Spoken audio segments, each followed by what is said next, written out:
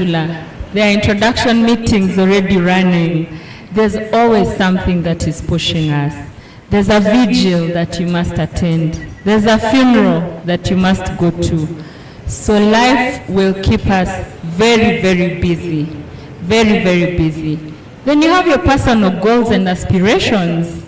You want to do a master's, you want to do a PhD, you're in an evening class, so you work, you go to class in the evening, you have to finish your work assignments, you have to support your children. It can get really busy today.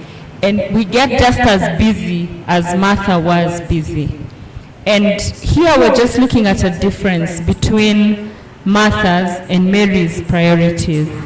For Martha, she decided that as Jesus was coming into her home, she'll be very busy cooking.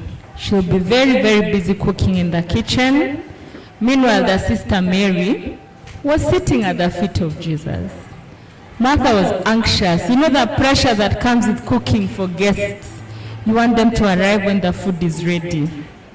For those of us who want to cook matoke, you know how long it takes for it to get ready. And therefore, it's easy to get very anxious. Martha was distracted by her preparation as a sign of her productivity and dedication. For her, she was committed. She really wanted for this visit by the Savior to be great. Meanwhile, for Mary, she prioritized time with Jesus. Martha was frustrated by comparing herself to her sister. And I'm sure there are many times, even for us who serve in church, you feel like, I'm busy working and everyone else is seated.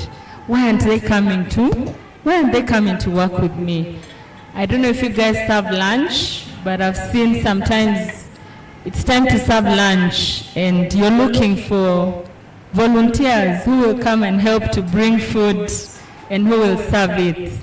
And many times we're pushing the young ones to be able to come and do that. So it's natural, but we must be intentional about choosing time to be with Jesus. While Martha was comparing herself to her sister, Mary was leaning on Jesus and she was learning from Jesus. Martha was juggling multiple tasks. And you know what happens when you juggle multiple tasks? You feel overwhelmed. Yeah?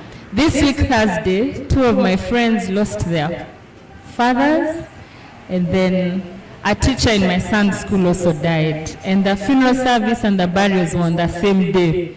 And I had a dilemma. I didn't know where to go because I wanted to go to all the places. And it was very, very difficult to decide. So one burial was in PG, the other one was in Kangulumira, and the other one was a funeral service at All Saints. Clearly, I couldn't make the 3. And I had to choose one, where I went to.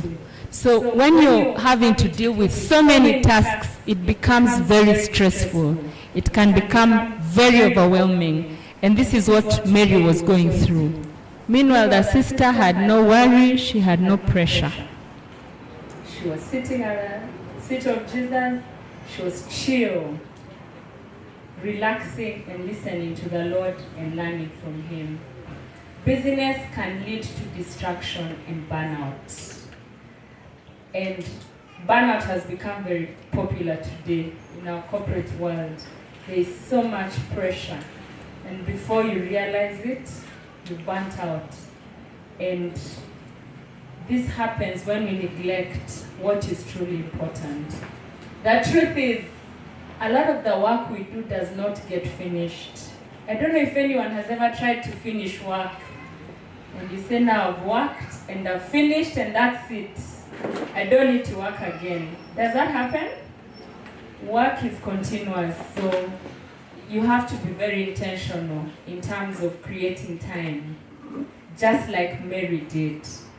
Mary focused on God's kingdom through her relationship with Jesus over time.